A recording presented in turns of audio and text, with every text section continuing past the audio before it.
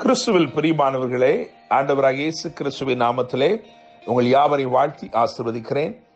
இந்த நாளுக்கென்று தேவன் நமக்கு அருளியிருக்கும் ஜீவ வார்த்தை சங்கீதம் 90 அதிலே 17வது வசனம்.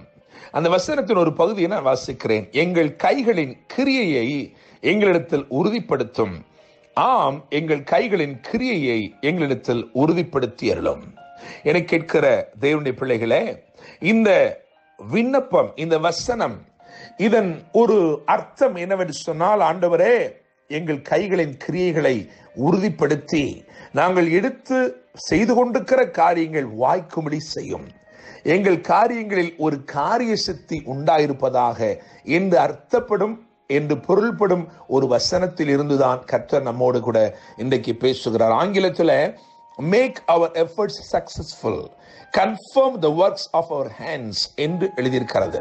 இந்த சங்கீதத்தின் மேல் விலாசத்தை கவனிக்கும் பொழுது தேவ மனிதனாகிய மோசேயின் ஜெபம், அவனுடைய ஜெபம், அவன் ஏறெடுத்து ஜெபிக்கிறான். எங்கள் கைகளின் கிரியையை எங்களிடத்தில் உறுதிப்படுத்தும். ஆம், எங்கள் கைகளின் கிரியை எங்களிடத்தில் உறுதிப்படுத்தும். ஆண்டவரே, நாங்கள் செய்ய துவக்கினதை நாங்கள் செய்து முடிக்கும்படிக்கு அருள் செய்யும். ஆண்டவரே, இடையில் இருக்கிற பிரச்சனைகளை அகற்றி போடும், தடைகளை நீக்கி போடும். நாங்கள் எதை தொடர்ந்து, எதை நிறைவேற்றி முடிக்க வேண்டுமோ, எதை நாங்கள் செய்து முடிக்க வேண்டுமோ அதை வெற்றியோடு செய்து முடிக்கும்படி இந்த நாளிலே உதவி செய்யும் என்கின்ற வண்ணமாக ஏறெடுக்கப்பட்ட ஜெபம். The problem in the process was over.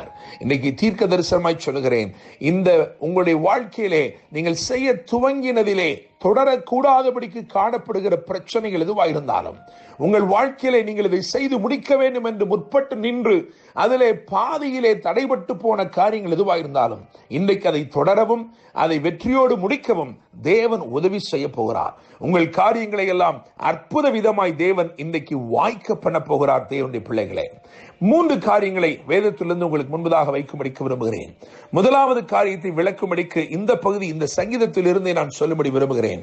தேவ மனிதனாகிய மோசேயுடைய ஜெபம். ஏன் இந்த ஜெபம் ஏறெடுக்கப்பட்டது என்று சொன்னால், 3 நாட்களில் சென்றடைய வேண்டிய கானானை காணாமல் 40 வருடங்கள் வனாந்தரத்திலே அவிசுவாசத்து நிமித்தமாயும் கீழ்ப்படியாமை நிமித்தமாயும் அலைந்து கொண்டிருந்தார்கள். அந்த 40 ஆண்டுகளின் இறுதியிலே எல்லாரும் சோர்ந்து போய், எல்லாரும் தளர்ந்து போய் இருக்கும் பொழுது மோசே ஏறெடுத்த ஜெபம் தான் இது. அவன் ஜெபித்தான், ஆண்டவரே, ஆண்டவரே, தேவரீர் எங்களை சிறுமைப்படுத்தின நாட்களுக்கும் நாங்கள் துன்பத்தை கண்ட வருஷங்களுக்கும் சரியா எங்களை மகிழ்ச்சியாக்கும் என்று கேட்டான்.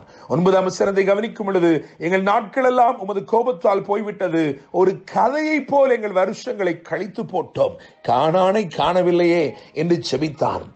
யாத்திராமம் 33:13 கவனிக்கும் பொழுது, உமது வழியை எனக்கு அறிவியும் என்று கேட்டான்.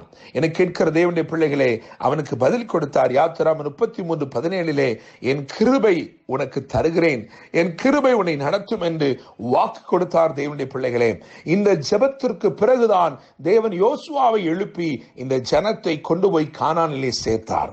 எனவே முதலாவது பிரச்சனை, அவர்கள் வழி நடந்து போகையில் வழியை காணவில்லை என்கின்ற பிரச்சனை.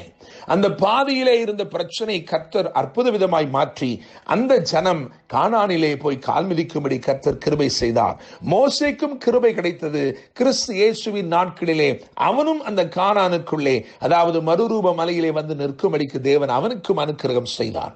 இரண்டாவதாக 2 ராஜாக்கள் 6ஆம் அதிகாரம் 5ஆம் வசனத்தை கவனிக்கும் பொழுது, 2 Kings 6:5 அதில் கவனிக்கும் பொழுது, ஒருவன் உத்திரத்தை வெட்டி விழுத்துகையில் அது கோடரி, அந்த கோடரி தண்ணீரிலே விழுந்து விட்டது என்று எழுதியிருக்கிறது.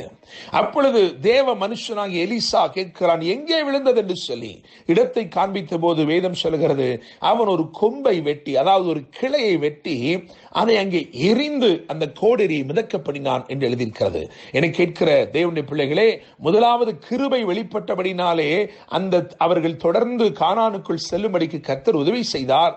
இரண்டாவதாக இங்கே ஒரு கொம்பு கொம்பு, அதாவது ஒரு கிளை ஒன்று, அது செழுமையான ஒரு மரத்திலே இருந்து அது முறிக்கப்பட்டு அது இங்கே எரியப்பட்டது என்று எழுதியிருக்கிறது. அப்படித்தான் பரலோகத்திலே செழுமையாய் இருந்த இயேசு கிறிஸ்து அங்கே இருக்கிற அவரை, அந்த கிளையை அவர்கள் அங்கே இருந்து பிதாவாகிய தேவன் அதை எடுத்து அதை பூமியிலே, உலகத்திலே எரிந்து போட்டார். பூமியிலே மனுக்குலம் ரட்சிக்கப்படும்படிக்கு அவர் அருளப்பட்டார். அப்படியாக வந்தபடியினாலே பாருங்கள், மிதக்கத்தான் முடியும் என்கின்ற கிளை, அந்த கிளை மூழ்கவே மூழ்காது, அந்த கிளை ஒன்றினாலும் மூழ்கடிக்க முடியாது. ஆனால் அவர் நமக்காக மூழ்கி போன நம்மை மிதக்கப்படினார். என கேட்கிற தேவனுடைய பிள்ளைகளே, அதுதான் இரண்டாவதாக நான் சொல்ல விரும்புகிறேன். விழுத்துகையில், அவன் வெட்டி விழுத்துகையில் ஏற்பட்ட பிரச்சனை, பாதியிலே, அதாவது அவன் நடத்த முடிக்கும் போது நடந்த பிரச்சனை, அதிலே கர்த்தர் ஒரு அற்புதத்தை செய்தார். மூன்றாவதாக எரேமியா 18:4 வாசிக்கும் பொழுது அங்கே கவனிக்கலாம். ஒருவன், அதாவது குயவன் திரியிலே வணைந்து கொண்டிருக்கிறான், வணைந்து கொண்டிருக்கையில் கெட்டு போயிற்று என்று எழுதியிருக்கிறது. ஆயினும் அதை திருத்தமாய் செய்யும்படிக்கு தம்முடைய கரத்தை திரும்பமாய் அதன் மேல் வைத்தார். என கேட்கிற தேவனுடைய பிள்ளைகளே, ப்ராசஸ், அதாவது நீங்கள் செய்து கொண்டிருக்கிற செயல்பாட்டிலே உங்கள் காரியங்கள் நடந்து நிறைவேறிக் கொண்டிருக்கிற பொழுது பிரச்சனைகள் வந்து விட்டதா? இன்றைக்கு கர்த்தர் தீர்க்க தரிசனமாய் சொல்லுகிறார், அவைகளை எல்லாம் சரிப்படுத்தும்படிக்கு அவர் தம்முடைய கிருபை அனுப்புகிறார். கிளையாகிய கிறிஸ்து இயேசுவே உங்களுக்காக இறங்கி வருகிறார்.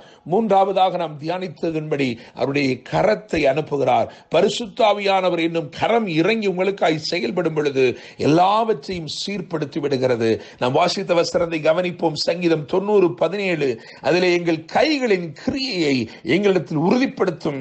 ஆம், எங்கள் கைகளின் கிரியை எங்களிடத்தில் உறுதிப்படுத்தும். நான் நம்புகிறேன், விசுவாசிக்கிறேன். இன்றைக்கு கர்த்தர் இந்த உங்களுடைய கைகளின் கிரியைகளை உறுதிப்படுத்தி நீங்கள் எவைகளை தொடர்ந்தீர்களோ அவைகளை நிச்சயமாய் செய்து முடிக்கும்படிக்கு கர்த்தர் உங்களுக்கு பலனையும் கிருபையும் அருள்வாராக. என்றும் அன்புடன் pastor Daniel Moses. God bless you.